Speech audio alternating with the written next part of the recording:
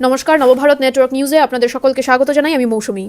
আজ কাছাড় জেলার বরখলা সমষ্টির ভাঙারপাড় জিপিতে বিকশিত ভারত সংকল্প যাত্রা অনুষ্ঠিত হয়।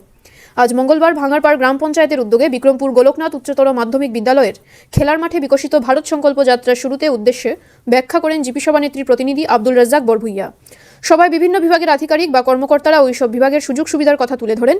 ভাঙারপাড় জিপি সভানেত্রী আসমাতারা বরভুইয়া প্রধানমন্ত্রী নরেন্দ্র মোদীর বিকশিত ভারত সংকল্প যাত্রার ভূয়সী প্রশংসা করেন।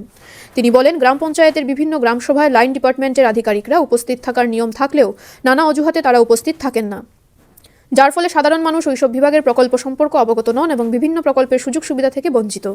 তার কথায়, এ ধরনের অনুষ্ঠান যদি 5 বছর আগে অনুষ্ঠিত হতো তাহলে এলাকার জনসাধারণ অনেক উপকৃত হতেন। তিনি বিজেপি সরকারের আমলে এ ধরনের অনুষ্ঠানের ব্যবস্থা করায় প্রধানমন্ত্রী নরেন্দ্র মোদী ও আসামের মুখ্যমন্ত্রী ডক্টর হিমন্ত বিশ্ব শর্মার ভূয়সী প্রশংসা করেন আসমাতারা বরভুইয়া। বরখলা গ্রাম বিকাশ পরিষদের সভাপতি সাংবাদিক শিবির আহমেদ বরভুইয়া বলেন, সরকার গরিব জনসাধারণের জন্য বিভিন্ন অভিলাষী চালু করছে, কিন্তু সাধারণ মানুষ অনেকাংশে এসবের সুযোগ সুবিধা থেকে বঞ্চিত রয়েছে। বর্তমান কেন্দ্র ও রাজ্য সরকার ওইসব প্রকল্পের সুবিধা জনসাধারণের কাছে পৌঁছে দিতে এই বিকশিত ভারত সংকল্প যাত্রা আয়োজন করেছে। এদিনের বিকশিত ভারত সংকল্প যাত্রায় কৃষি বিভাগের পক্ষে দুদুল কুমার দাস, মৎস্য বিভাগের পক্ষে সীমান্ত দাস, জলসেচ বিভাগের জুনিয়র ইঞ্জিনিয়ার যামিনী দেব লস্কর, সয়েল কনজারভেশন ডিপার্টমেন্টের জুনিয়র ইঞ্জিনিয়ার মোকাদ্দাস আলী বরভুইয়া, পশু চিকিৎসা ও পশুপালন বিভাগের বরযাত্রাপুর উপস্বাস্থ্য কেন্দ্রের চিকিৎসক ডক্টর বিনিপাং দাস, সমাজ কল্যাণ বিভাগের সুপারভাইজার দীপ্তি ডেকা, স্থানীয়দের মধ্যে বক্তব্য রাখেন অবসরপ্রাপ্ত শিক্ষক আলহাজ মুজাম্মিল আলী লস্কর, সমাজসেবী আব্দুল জালিল বরভুইয়া, সহানুভূতি সংস্থার নজরুল হক লস্কর।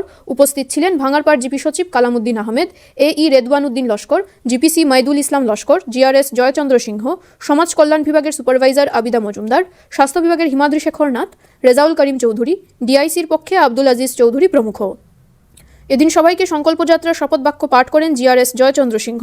বিক্রমপুর প্রাথমিক স্বাস্থ্য কেন্দ্রের পক্ষ থেকে জনসাধারণের জন্য বিনামূল্যে স্বাস্থ্য শিবির অনুষ্ঠিত হয়। কাঠিগড়া থেকে আবুল হোসেন বরভুইয়ার প্রতিবেদন। এভাবেই নিত্য নতুন খবর পেতে অবশ্যই নবভারত নেটওয়ার্ক নিউজ চ্যানেলটিকে আপনারা লাইক, শেয়ার, সাবস্ক্রাইব যারা কম পরিশ্রমে সেই সুবিধা পায় সেই দিকে লক্ষ্য রাখবেন। কেননা অনেক প্রোগ্রাম হয়, অনেক প্রোগ্রামে অনেক কিছু কথা বলা হয়, কিন্তু সেসব সুবিধা নিতে গেলে অনেক প্রবলেম হয়।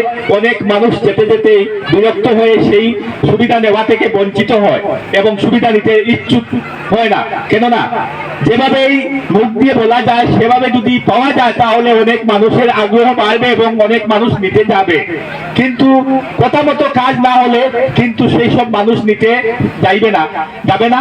তাই আমি প্রত্যেক বিভাগে যারা কর্মীবৃন্দ উপস্থিত হয়েছেন এবং আপনাদের যেসব মূল্যবান বক্তব্য তুলে ধরেছেন সেই বক্তব্য অনুযায়ী আপনারা জনসাধারণকে সেই সমস্ত ফ্যাসিলিটি এবং সেই সমস্ত সুযোগ সুবিধা দেওয়ার জন্য আজকের এই সভায় অনুরোধ জানাচ্ছি।